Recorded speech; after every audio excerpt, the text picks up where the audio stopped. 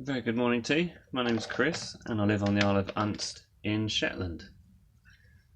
My little channel about scrapping and various bits and pieces that go on around here. The other day I was in the leisure centre and there was a guy in fitting some new internet boxes, and he'd thrown this cable into the bin. So I thought I'll have some of that. As you can see, I don't know if you can see actually, close I can get. There's some very thin cables inside here, and he left quite a lot of it.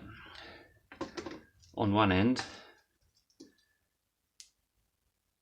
the connector that goes into the phone line. You can see there's little gold connectors. There we go, little gold connectors in the end there. About 6 of them, so they're all very good. But inside this grey cable you have these tiny thin wires which are just under a millimetre thick, but they do go through the wire stripper,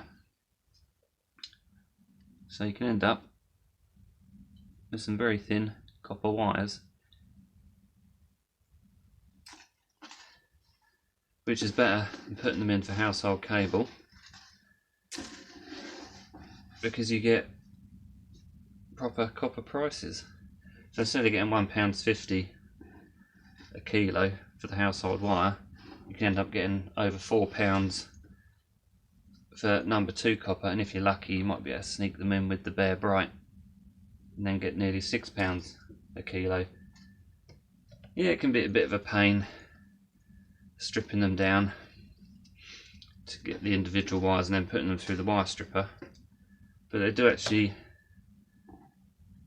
the wire stripper does take that off very well. So with the longer pieces like that, you can run it all through in one go, so it doesn't take too long. And as we know, copper's great. We all love a bit of copper, and the more pure copper you can get, the better, because you'll make more money. As soon as I haven't had a job since we got here in August, making money is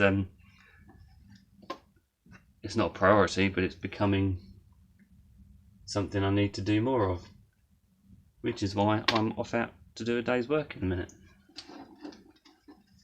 because I am a floorer and I'm starting to pick up a little bit of flooring work, which is good.